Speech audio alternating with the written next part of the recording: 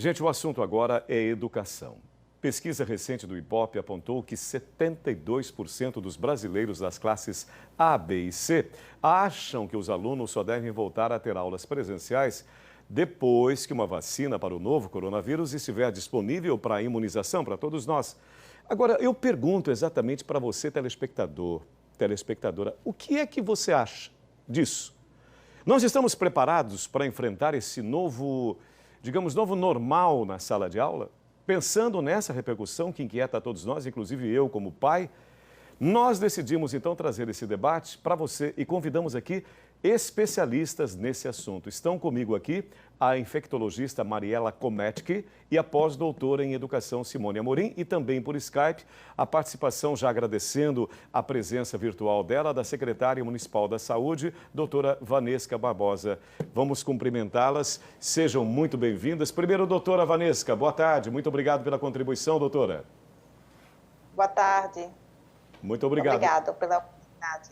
Muito obrigado. Mariela, seja bem-vinda também, muito boa tarde. Obrigada, boa tarde. E muito boa tarde a você também, Simone, muito obrigado pela presença. Eu já pergunto para vocês, a Mariela me disse que tem um enteado, você tem 2 filhos, vou perguntar para a doutora Vanessa, nesse momento, vocês encaminhariam os seus filhos para a sala de aula? Eu sim. Sim, Mariela. Mas é pela idade, né? Eu tenho um enteado de 10 anos, eu acredito que há um discernimento já no uso correto das máscaras, na orientação que a gente dá de higienização das mãos, por eles terem essa idade. Certo. E você, Simone? Eu ainda estou um pouco reticente. Tem 2 filhos? 2 filhos. Quais as idades? 13 e 15 anos. 13 e 15. Mas nós precisamos de que as orientações elas sejam claras, sejam postas claramente para toda a sociedade, especialmente para os pais, a fim de nos dar a segurança necessária para que nós enviemos os nossos filhos à escola. Então, vamos aproveitar com a doutora Vanesca, ela que é secretária do município de Aracaju. Doutora, a senhora tem filhos? Tenho sim, tenho 2. A senhora encaminharia os seus filhos para a sala de aula neste momento, doutora? E já faço uma segunda pergunta para compartilhar com todos. Qual é a expectativa de retorno às aulas na nossa capital, doutora? Eu mandaria, sim, os meus filhos para a escola, até porque eles já vêm sendo orientados com relação a todas as medidas de segurança. Porém, entendo que nós precisamos ter ponderação sobre o retorno às aulas. A gente precisa ter muita segurança de que as escolas elas podem cumprir todas as diretrizes que devem ser postas para que a gente tenha uma exposição menor e não tenhamos um aumento considerável no número de casos. Então, como quem está regulando por decreto retorno a essas atividades é o governo do estado, né? Aracaju ele ainda não tem um posicionamento de retorno antes de discutir junto ao estado e junto às escolas, né? E está previsto para se iniciar essa discussão agora em outubro, não tem essa previsão de retorno antes disso. E vocês têm filhos na rede particular, não na pública, nenhuma das 3, né? Marielle, eu te perguntar, Mariela, exatamente sobre crianças que talvez tenham algum tipo de comorbidade, ou então as crianças que tenham em suas casas também familiares com comorbidades. Seria adequada essa volta das crianças às escolas ou não? Quando a gente fala de retorno às aulas, a gente fala do mundo da pediatria. A pediatria ela é um mundo que começa com 30 dias depois que o menino nasce, que a criança nasce, até 13 anos e 11 meses. Então, vejam, é um mundo que existe aí uma diferença de entendimento muito grande, né?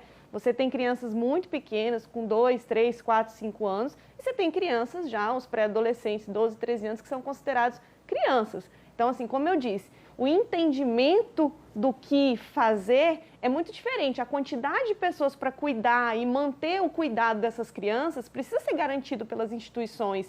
A quantidade de insumo e o insumo ser utilizado de forma correta. Como é que eu vou dar um álcool para uma criança de 2 a 3 anos? Ela não sabe muito, tem risco de se contaminar, de machucar os olhos, né? De lesionar a mucosa. Máscaras, tem perigo delas trocarem. E eu acredito que nós estamos numa era em que vai ser não é facultativo, mas a escola vai poder oferecer que o seu filho também possa, nesse primeiro momento de retorno, não ser obrigatório que eles retornem todos, mas ser os pais que estiverem tranquilos, até mesmo para que você diminua o número de pessoas num ambiente em comum. Porque como os hospitais conseguiram dilatar as escolas não vão conseguir dilatar os espaços físicos para que a gente não tenha aglomeração nesse momento. Então, talvez o processo seja optativo de pai para pai. A gente tem na rede privada uma grande dificuldade, que nem todo mundo tem acesso à internet, às redes, para conseguir isso. Mas na rede privada a gente tem um pouco mais dessa flexibilidade que pode acontecer. A professora Simone concorda? E depois eu vou perguntar para a doutora Vanesca também com a posição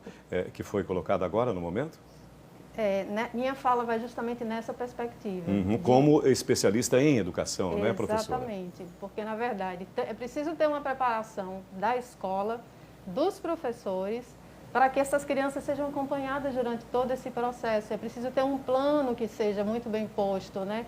Que um número, um rodízio entre as crianças, né? Nem todas as crianças devem estar dentro da sala, é preciso manter o distanciamento, para dar para os pais a segurança de que realmente esse processo está sendo organizado e planejado de maneira adequada. E a minha fala vai ao encontro da Mariela. E, doutora Vanesca, com relação à estrutura de Aracaju, a cidade está preparada também para essa retomada das aulas?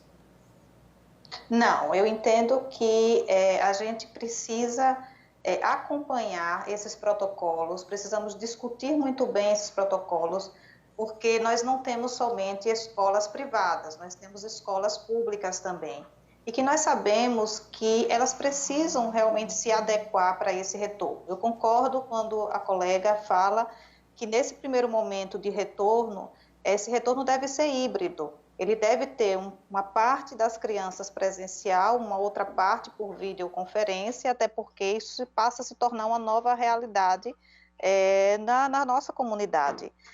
Porém, entendo que a gente precisa estudar bastante quais são esses protocolos para que a gente tenha um retorno que não nos cause uma nova onda de contaminação e que realmente venha a trazer uma quantidade maior de óbitos e um novo processo que a gente já está, inclusive, saindo dessa fase e que a gente tenha que retroagir em todas essas ações que nós estamos fazendo. Então, acho que a gente tem que as coisas têm que ser com mais cuidado. Acredito que tem que ser gradativa, primeiro as classes maiores, para depois chegarmos às classes menores, né? Porque é uma gama de situações que precisam ser observadas e analisadas. Crianças que têm comorbidades, né? Crianças que não têm comorbidades, professores que têm comorbidades, enfim, são vários aspectos que precisam ser analisados. Vamos falar também sobre os professores daqui a pouquinho, mas são vários comentários relacionados ao tema em nossas redes sociais. O Edivaldo da Silva Santos comenta: encher praias sem que haja uma proteção pode, ir às aulas não pode. Né? Fábio Clécio, discordo com o retorno das aulas. É como a secretária da Saúde enfatizou, tem que ter toda a medida de segurança para que as escolas respeitem diretrizes e os protocolos de distanciamento social. E eu pergunto às três com relação aos professores, o que é necessário ser feito com relação ao professorado, no que se refere à saúde e também à educação. Os professores com certeza devem seguir a utilização dos equipamentos de proteção individual que a gente utiliza. Numa sala de aula você não tem contato com material biológico, você não vai igual a gente tem dentro dos hospitais. Então, a máscara de tecido, ela é muito bem-vinda, o protetor facial se o professor não utilizar óculos. Lembrar sempre que a professora ela tem que despertar nas crianças de saber que se eu tiver qualquer sinal ou sintoma, eu não devo frequentar a aula porque eu estou num ambiente comum e possibilitando de transmissão. Então, a gente, às vezes, ligava para a mãe, está com febre. Isso tem que ser imediato. Esse vínculo com a família, esse vínculo com as crianças de não mande o seu filho doente para casa, ele deve existir, deve ser cada vez mais forte. Quando a gente pensa se isso deu certo, a gente olha para as portas dos pronto-socorros da pediatria, né, Valesca? A gente teve uma diminuição grotesca do número de pacientes que procuravam esses atendimentos. Chegou-se até a se pensar, gente, será que a gente faz férias na época certa? Será que a gente não tem que pensar, né, muito bem aí? Porque a gente teve, numa época que a gente tinha um boom da pediatria, um esvaziamento desses pronto-atendimentos, que é a época que tem a menor temperatura aqui no estado. Então, acho que tudo isso serviu como pensamento para que a gente possa até ver como é que a gente vai agir nos próximos anos e não só nesse. Muito bom. Professora Simone, por favor. Eu comungo do mesmo ponto de vista. O professor ele precisa ser cuidado, sim, e não somente nessa perspectiva da saúde, de toda a proteção necessária, mas também nas questões socioemocionais, porque nós todos estamos vivendo uma situação absolutamente singular para a nossa geração. E os professores, eles estão diretamente sendo afetados porque o trabalho que eles realizam diariamente com aquelas crianças, com os adolescentes, está sendo afetado.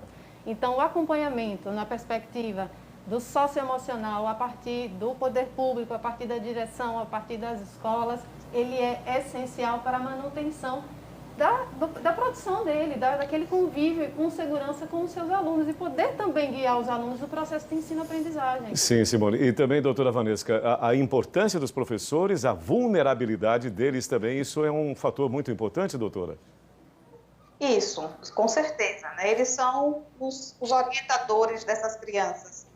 E a gente precisa que eles estejam bem orientados, para que eles possam também orientar essas crianças, porque essa é uma nova modalidade que se insere na educação.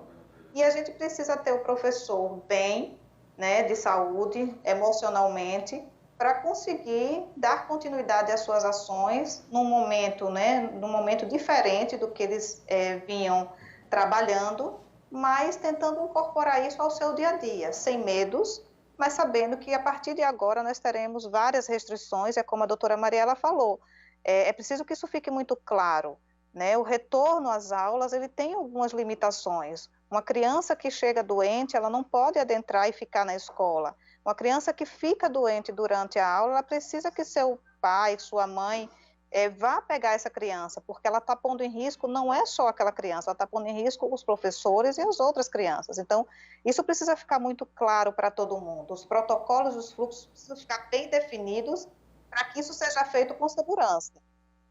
Eu já vou agradecer a vocês, mas antes vamos assistir juntos aqui a um depoimento da secretária de Estado da Saúde, a Mércia Feitosa. Por gentileza.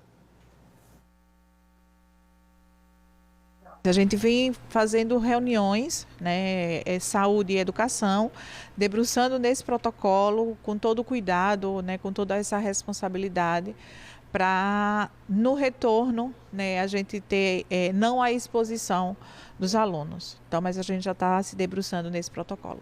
A depender da situação, outubro, né, dá uma data fixa para a educação, a gente ainda não tem.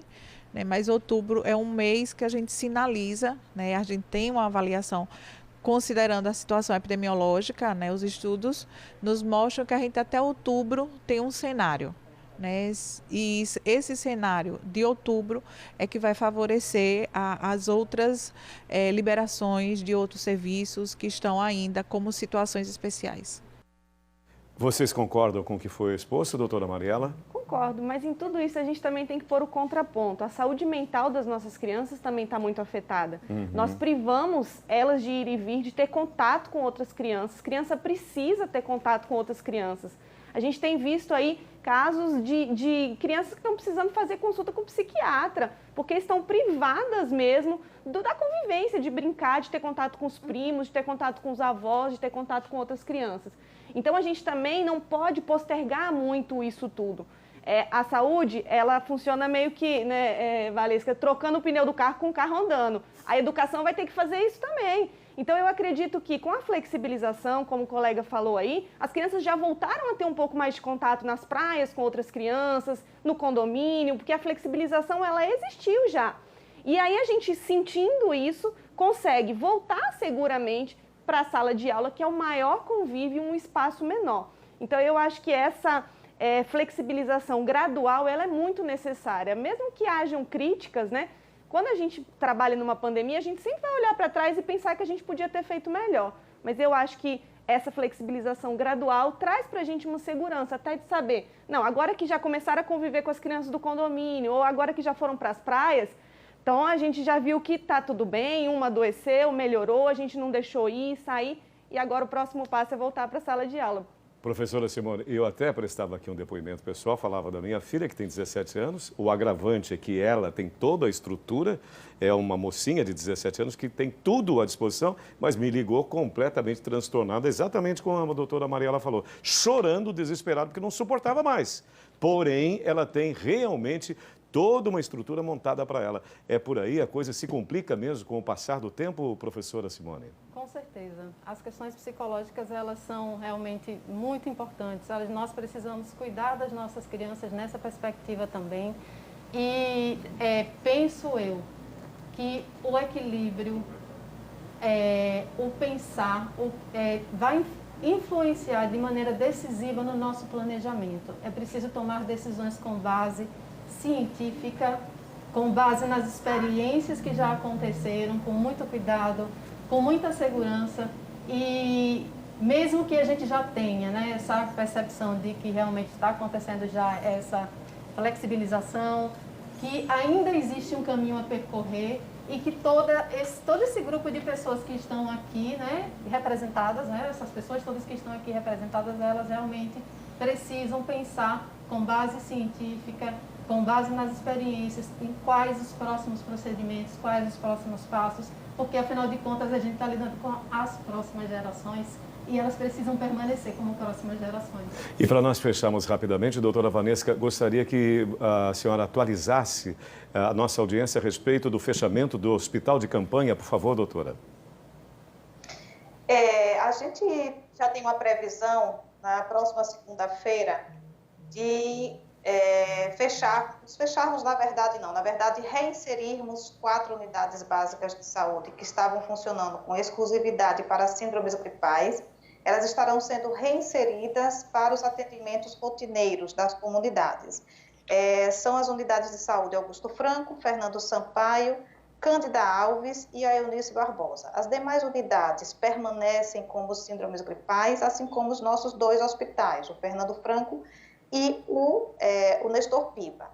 E como nós temos tido a 10ª semana em queda do número de casos, do número de óbitos e do número de pessoas internadas, isso já nos dá, um cenário que nos dá um pouco mais de conforto para pensarmos já a desativação, o encerramento das atividades do hospital de campanha.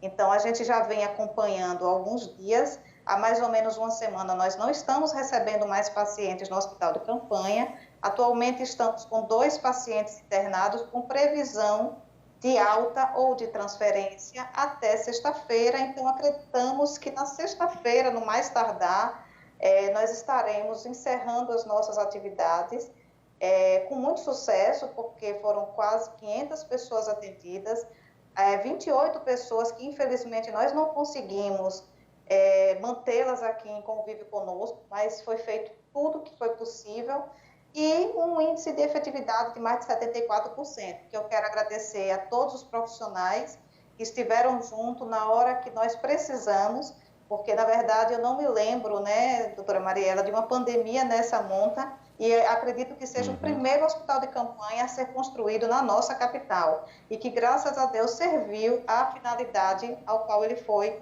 posto para funcionar. Secretária, só agradecendo o seu tempo e lembrando também, me parece, há uma citação de uma reversão de 4 UBS que estavam com uma exclusiva para a síndrome gripal. Também, só fechando, doutora? Isso, em virtude desses números que têm tido queda, nós estamos devolvendo essas 4 UBSs para o convívio da comunidade, para as suas consultas, para as suas vacinas, os curativos. Então, são as unidades Augusto Franco, Fernando Sampaio no Castelo Branco, Cândida Alves no Santo Antônio e Eunice Barbosa no bairro Coqueiral. A partir de segunda-feira, essas unidades vão funcionar de 7 às 19, porém, já com todo o arsenal de procedimentos que a atenção básica oferece para a comunidade do território. Doutora Vanessa, eu estou agradecendo a sua atenção, a sua presença mesmo que virtual, a senhora sempre solícita conosco. Muito obrigado, um bom trabalho, muito obrigado realmente pela sua contribuição, doutora. Obrigada aos colegas, obrigada a todos. Obrigado, muito bom. Doutora Mariela Comete, que é infectologista, preciso agradecer também a sua contribuição e também a Simone Amorim, pós-doutora em educação. Professora Simone, muito obrigado a vocês muito contribuíram para esse debate que é tão necessário para a nossa comunidade. Verdade. Obrigada. Muito obrigado a vocês, muito obrigado. São 12 horas e 39 minutos.